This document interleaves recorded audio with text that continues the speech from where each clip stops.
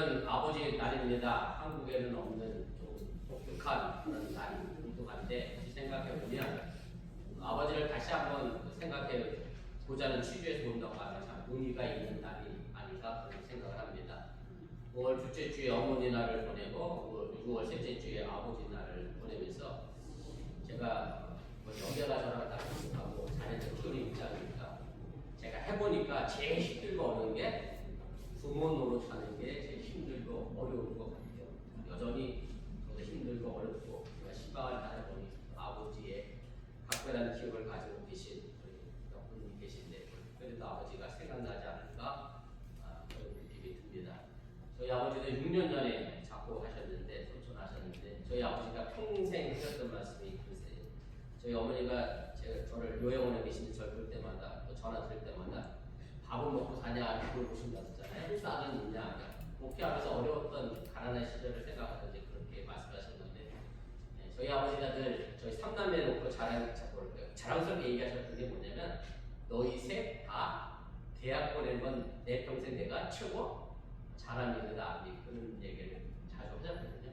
제가 자녀를 키워놓고 보니까 제가 저 스스로는 뭘 생각하냐면 제가 보기엔 대학은 지들이 간 것 같고 나는 우리 애들 차 사준 거는 난 내 평생 다 한 것 같다 이런 생각이 듭니다.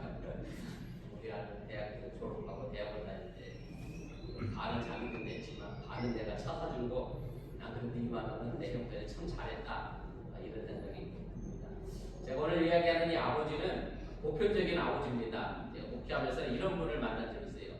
교회 갔더니 하나님 아버지 사랑 얘기하는데 자기는 이게 전혀 은혜가 안 되는데 자기 아버지가 하나도 사랑스럽지가 않아서 왜 하나님이 아버지의 사랑을 얘기하는지 이해할 수 없다고 얘기하는데 사실은 아버지 사랑을 못 받고 자란 분도 없지 않아 있겠습니다만 보편적인 아버지의 이야기를 여러분들이 기억하시고 더 나아가서 사실은 우리에게 이 땅에 생명 주신 분은 결국 아버지이기 때문에 내가 이 땅에 살아가는 것 자체가 하나님의 은혜고 더 나아가 육신의 아버지의 은혜임을 여러분들이 잊지 마시고 아버지에게 제일로 하지 말아야 될 말은 뭐냐면 왜 저를 낳았어요? 이런 말은 하지 않는 게 가장 좋은 모습이 아닌가 그런 생각을 해봅니다. 사실 거의 모든 세계와 모든 민족은 수천 년 동안 가부장적 제도의 영향을 받으며 살았습니다. 물론 목의 중심의 사회도 있습니다만 아주 극히 소수이고 거의 모두가 다 남자 중심의 사회 그리고 아버지 중심의 사회였다는 그런 말씀입니다. 물론 이것은 성경도 예외는 아닙니다. 성경 자체가 수천 년 전부터 쓰여졌기 때문에 가부장적 제도의 영향을 받은 것이 사실이라고 하는 얘기고요. 그래서 시대마다 넘어서지 못하는 그 시대의 관습과 의식이 있고 개혁을 하고 싶어도 할 수 없는 그런 상황이 있다는 그런 말씀입니다. 역사의 한 예를 들어보자고 하면 아브라함 링컨 훨씬 이전에 미국의 초대 대통령이었죠. 조지 워싱턴도 흑인 노예를 해방하고 싶었습니다. 흑백 차별에 워싱턴도 많이 가슴을 아파했고요. 워싱턴에 있는 워싱턴 생가를 방문해 보면 워싱턴이 흑인 노예에 대하여 얼마나 마음 아파했는가를 보여주는 그의 일기를 직접 볼 수도 있습니다. 그가 흑인을 해방시키고자 그의 아내에게 말했을 때 그의 아내가 이렇게 워싱턴에게 이야기를 했다는 겁니다. 흑인을 지금 해방시키면 흑인들은 전부 다 굶어 죽을 겁니다. 왜냐하면 당시의 대부분의 사람들의 의식에는 흑인을 소유로 생각했지 인격체로 인정하지 않았기 때문에 흑인을 해방시키고 나면 백인들이 그 흑인을 임금을 주고 고용하지 않을 것이고 그러다 보면 흑인은 자연스럽게 다 굶어 죽을 수밖에 없을 겁니다. 그렇게 이야기했다라고 하는 얘기입니다. 더 심각한 것은 당시에 많은 흑인들조차도 스스로를 백인보다 못한 종족으로 열등한 종족으로 생각하고 있었다는 그런 사실입니다. 마찬가지로 성서가 쓰여질 당시에 남녀 평등이라고 하는 것은 사실은 상상할 수 없는 그런 말씀이기도 합니다. 그래서 성경 안에서 우리가 흔히 아버지의 권위를 이야기하고 남자 위주의 성경 구절이 있는 것도 사실입니다. 물론 지금도 성경 안에서 여전히 성차별적 내용이 존재합니다. 그냥 쉽게 여러분들이 아는 대로 말씀을 드린다라고 하면 예수님께서 보리떡 5개와 생선 2마리를 먹이신 이적의 사건이 있는데 그 숫자가 등장하는데 몇 명이라고 나오죠? 몇 명이라고 하냐? 7천 명은 좀 그렇고. 자, 5천 명이라고 나오는데 단서가 하나 붙어 있습니다. 그렇게는 안 돼 있고 남자만 5천 명 이렇게 돼 있어요. 남자분들 굉장히 자존심이 막 올라가죠? 여자하고 애들은 숫자도 안 치던 시대가 그 시대예요. 그래서 남자만 5천 명이라고 했던 이유는 뭐냐면 남자만 전쟁터에 나갈 수 있었고 남자가 일을 할 수 있었고 그러니 성인 남자만 숫자로 셌고 나머지는 숫자로도 세지 않았던 시절이 있어서 여자분들 오늘 숫자에 들어가는 것 자체가 굉장히 아주 큰 영광인 줄을 알고 사셔야 됩니다. 성경 2000년 전의 시대를 생각해 본다라고 하면 사실은 그 시대에 반영을 하고 있기 때문에 성경도 남자 5천만만 먹였다. 그래서 실제로 여자와 아이들 같이 한 2만 명 정도가 먹지 않았을까 신학자들은 그렇게 추측을 합니다. 이것은 충분히 그 시대를 방해한 것이고 그렇다고 해서 성서의 근본 정신이 남녀 차별이라는 것은 결단코 아니라고 하는 사실을 깨달으시기 바랍니다. 이것을 분명하게 말해주는 성경 구절 하나가 갈라디아서 3장 28절입니다. 너희는 유대인이나 헬라인이나 종이나 자유인이나 남자나 여자나 다 그리스도 예수 안에서 하나이니라. 사도 바울이 한 이야기이긴 합니다만 이 시대에 굉장히 파격적인 이야기입니다. 이방인과 유대인이 같이 밥을 먹는다. 있을 수 없는 일이었고 종과 자유인이 하나다라고 이야기하는 것 자체가 굉장히 그때 당시에는 파격적인 이야기일 수밖에 없었다라고 하는 얘기입니다. 그럼에도 불구하고 교회 안에서 여전히 성차별적인 부분만 강조해서 설교하시는 몇 분의 목사님들이 계신 것이 사실인데 아무튼 하나님의 창조의 기본 정신은 남녀 차별이 아니라고 하는 사실을 여러분들이 깨달으시길 바랍니다. 지금의 세상의 모습은 여성들의 인권이 많이 성장했습니다. 그러다 보니 이상하게 반대급부로 아버지의 위치가 참으로 모호해지는 그런 경향이 있습니다. 미국에는 내가 아직 못 들어봤는데 한국에 많이 그런 얘기 하더라고요. 이사 갈 때 강아지라도 안고 있어야 남편이 여자가 이사 갈 때 남편을 데리고 간대. 누구 때문에? 강아지 때문에. 그렇게 남자의 권위가 많이 떨어진 것이 사실이지만 아무튼 남녀의 구별은 있어야 합니다만은 그러나 차별은 절대 존재해서도 안 된다라고 하는 얘기고 아버지와 어머니의 구별은 있어야지만 아버지와 어머니의 차별은 없어야 그 가정이 올바른 가정으로 세워질 수 있다고 하는 사실을 여러분들이 깨달으시길 바랍니다. 저는 오늘 이 아버지 날에 가정에서 아버지의 위치와 역할을 성경을 통해 살펴보면서 두 가지를 좀 생각해보며 이 시간 함께 은혜를 나누려고 합니다. 첫째는 하나님 아버지는 성차별적 언어가 아니라는 사실입니다. 성경에서 가장 대표적으로 성차별의 근거로 삼는 구절이 아마도 창세기 2장 18절 이하의 말씀이라고 생각합니다. 제가 창세기 2장 18절 말씀만 다시 한번 읽어볼 테니 앞에 화면에 있으니까 한번 보세요. 여호와 하나님이 이르시되 사람이 혼자 사는 것이 좋지 아니하니 내가 그를 위하여 돕는 배필을 지으리라 하시니라. 이 구절에서 남자가 여자보다 더 우월하다고 주장하는 논리가 세 가지로 이야기합니다. 그 첫째는 남자가 여자보다 먼저 창조됐다라고 하는 얘기고 두 번째는 여자는 남자의 뭘로 만들어졌어요? 갈빗대로 만들어졌다고 하는 얘기고 세 번째는 여자는 남자를 돕는 배필로 지어졌다라는 논리를 이야기하면서 남성 우월주의를 이야기하게 됩니다.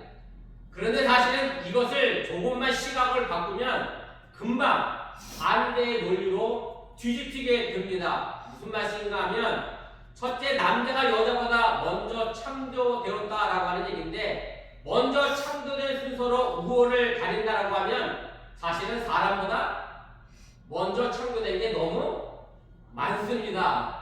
식물도 있고 동물도 있고 물고기도 있고 새도 있고 그렇게 따지자라고 하면 사람보다 식물과 동물이 더 우월할 수밖에 없는 논리를 만들어낼 수 있습니다.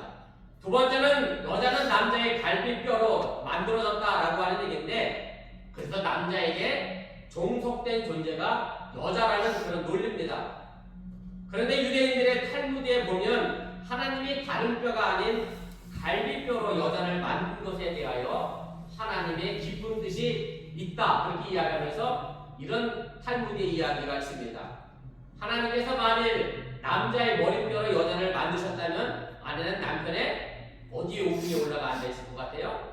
머리 꼭대기 위에 올라가 앉아서 남편을 지배하게 될 것이다, 그렇게 얘기하고, 만약에 남편의 다리뼈를 추려서 여자를 만들었다라고 하면 아내는 언제나 남편의 발에 발치는 존재가 될 수 있다라고 해서 하나님은 그래서 어디 뼈를 선택했느냐면 갈비뼈를 선택했는데, 바로 남자의 심장을 보호하려고 갈비뼈를 선택하셔서 서로 자기 심장처럼 사랑하는 관계가 되게 하셨다는 것이 유대인의 탈무드에 나와 있는 그런 얘기입니다. 사실 이 탈무드의 얘기가 그럴듯한 것이 성경으로 봐도 그렇습니다. 갈비뼈는 사실 옛날 사람들에게 있어서는 생명의 중심을 가리킵니다. 하나쯤 있어도 좋고 없어도 좋은 것이 아니라 없어서는 안 될 생명의 근간이 바로 갈비뼈라고 하는 말씀입니다.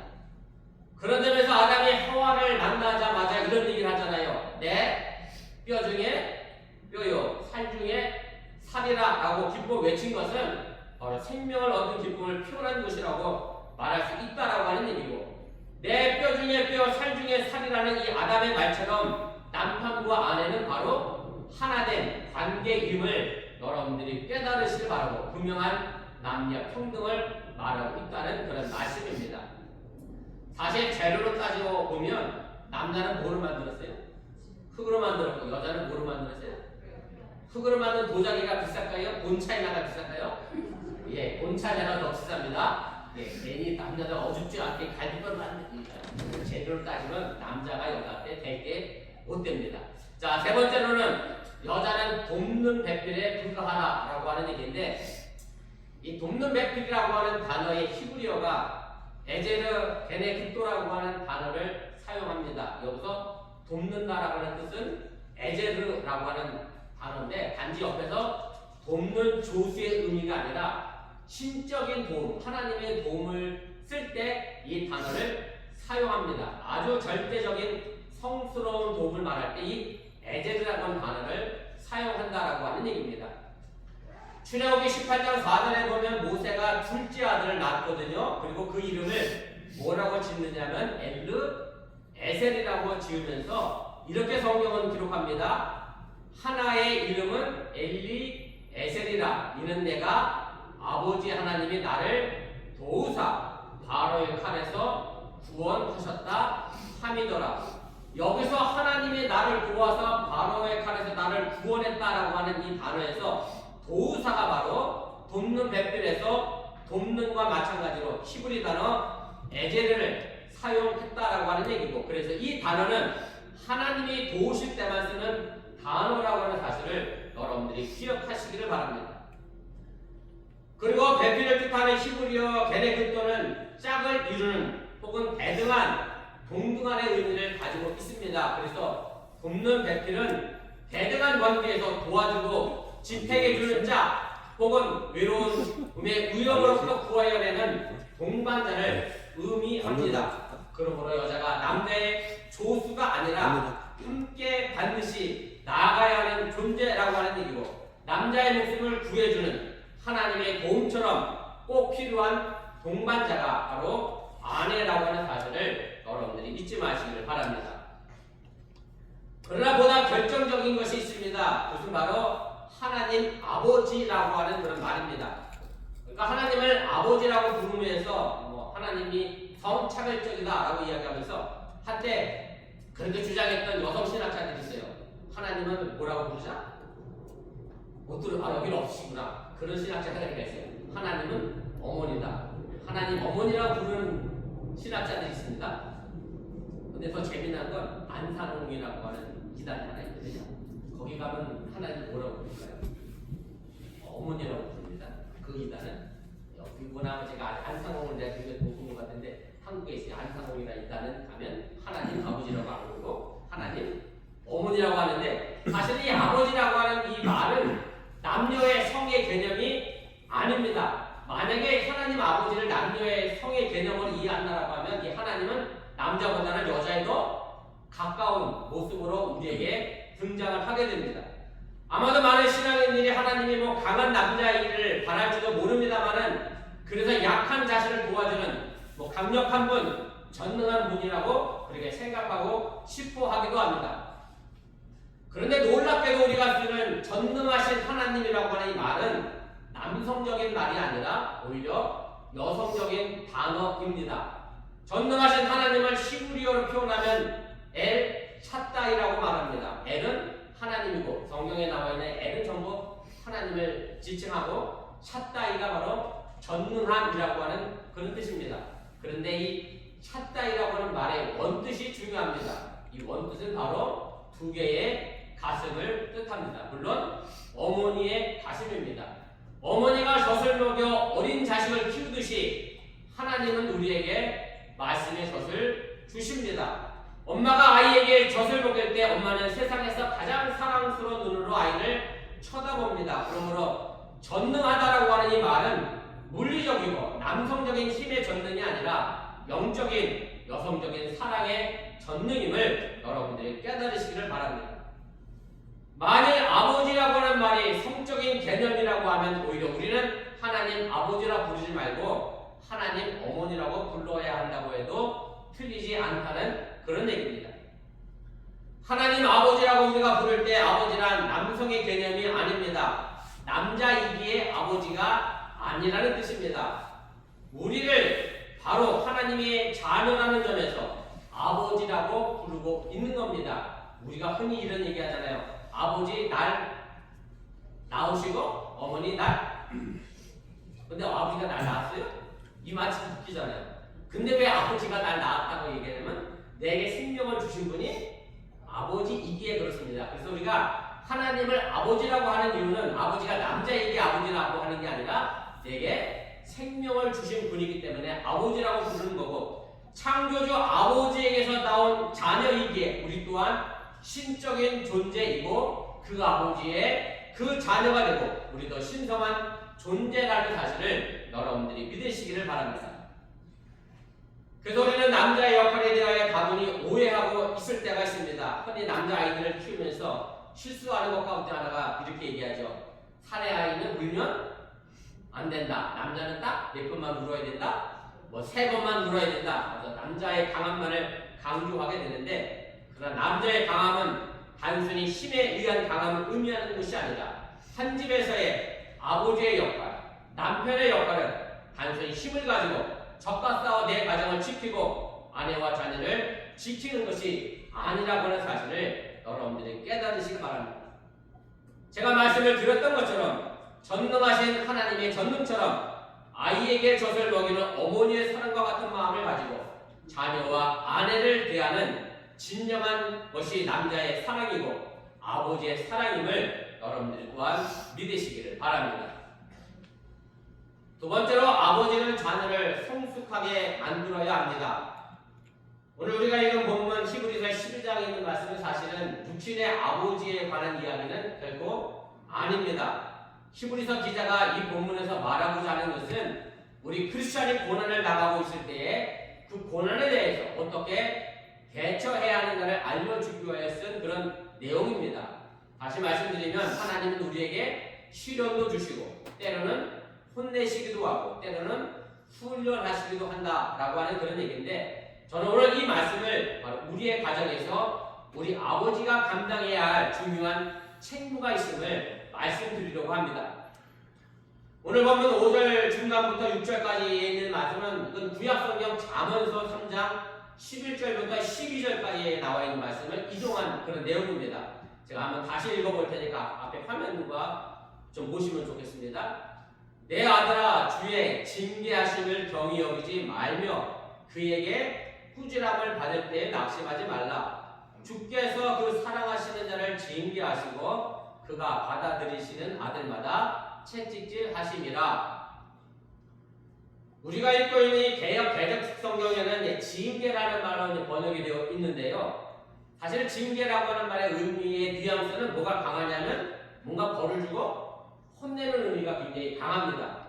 그런데 사실 영어 성경 NIV를 보면 이 부분은 뭐라고 영어 성경으로 번역되어 있느냐면 disciplin이라는 단어로 되어 있습니다. 다시 말하면 이 단어의 의미는 뭐죠?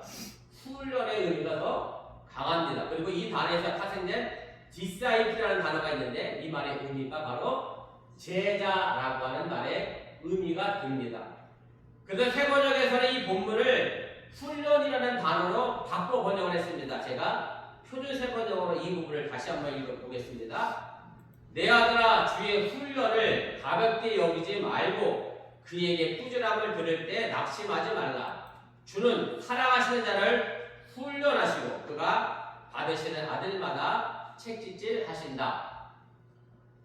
히브리서 기자는 사람의 고난을 주의 훈련과 혹은 책짓질이라고 그렇게 표현을 합니다. 그리고 사랑하는 사람에게 그 훈련을 한다고 했고 사랑하는 아들에게 좀 끔찍한 말이긴 하지만 책짓질도 한다. 요즘 책짓질하면 큰일 나죠?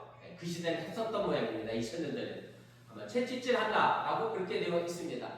그런데 우리가 반드시 알아야 할 것이 있습니다. 이 세상에서 자식 미워서 때리는 아버지는 사실 없다는 얘기입니다. 물론 간혹 그런 부모가 그런 아버지가 나타나고 있긴 합니다만 정상적인 아버지는 분명 아니고요. 정신 나간 아버지인 건 틀림이 없고 정상적인 아버지는 제 자식이 미워서 때리고 징계하는 사람은 없다는 그런 말씀입니다. 오히려 우리가 자녀를 정말 사랑한다라고 하면 사랑하기 때문에 매를 아끼지 않아야 하고 그 자식이 잘 되라고 때리는 것이 부모의 마음이고 역할이 되어야 한다는 그런 말씀입니다. 다시 말씀드리면 잘못이 있으면 꾸짖고 다시는 잘못을 범하지 않도록 매를 들어서라도 훈련하는 것이 부모로서 가져야 할 다른 책무이고 도리라는 그런 말씀입니다. 지난주에 제가 신방을 했더니 어느 분이 그런 얘기를 해요. 부모와 자식과의 관계를 설정하면서 친구 같은 부모를 좋아하고 그렇게 하려고 노력을 한다고 해요. 물론 좋은 관계고 좋은 말입니다. 그런데 이 말이 지나치게 되면 아이들에게 부모는 친구 같은 존재가 되어버리고 부모의 훈련과 가르침은 친구가 하는데 먹히겠어요? 먹히지 않습니다. 부모는 친구 같은 존재가 아니라 자녀에게 가르치는 존재로 있어야 부모와 자녀의 위계 질서가 바르게 세워진다는 것도 여러분들이 기억하시면 좋겠습니다. 하지만 대부분의 자식들은 이렇게 가르치려고 하는 아버지의 사랑, 부모님의 사랑을 알지 못합니다. 철이 없을 때는 더더욱 그렇습니다. 사랑하고 아끼기 때문에 꾸짖기도 하고 매를 들기도 하는 부모의 속 깊은 뜻을 쉽게 헤아리지 못한다는 그런 말씀입니다. 그래서 혼나면 날 싫어하나 보다 하고 매를 들면 날 미워하나 하다 보고 부모를 두려워하기보다 무서워하기도 합니다. 머리를 쓰다듬고 주어야 자기를 사랑하고 귀여워하는 줄 알고 과자를 주어야 자기를 좋아한다라고 생각합니다.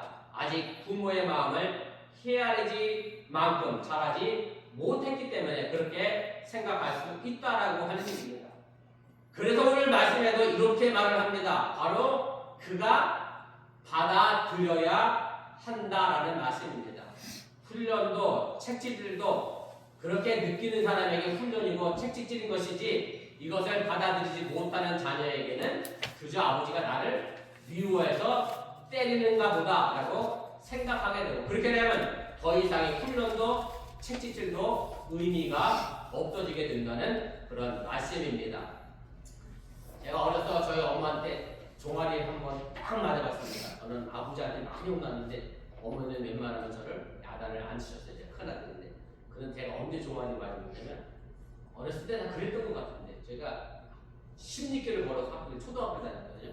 오고 가다 보면 배가 고프잖아.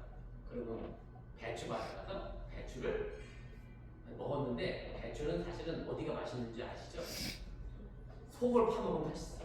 남의 집 배추 속을 파먹었는데 사실 속 파먹으면 그 배추는 어떻게 되냐? 못 써 버려.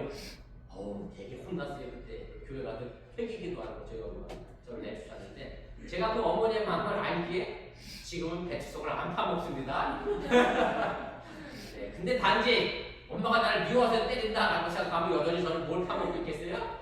배추 속을 파먹고 있겠지요. 그래서 아버지의 징조와 책임질이 뼈아프게 느껴지는 사람에게만 징계와 채찍질의 의미가 있다는 그런 말씀입니다. 그리고 이어서 말씀하는 7절의 내용을 보면 이것이 더 분명하게 나타납니다. 이것도 제가 표준 세번역으로 읽어보겠습니다. 주께서 여러분을 훈련하시거든 그것을 견뎌내시오. 하나님께서는 여러분을 아들과 같이 다루십니다. 아버지의 훈련을 받지 않는 아들이 어떻게 아들일 수 있겠습니까? 아들이 받는 훈련을 여러분이 받지 않았다면 여러분은 사생하여 참 아들이 아닙니다.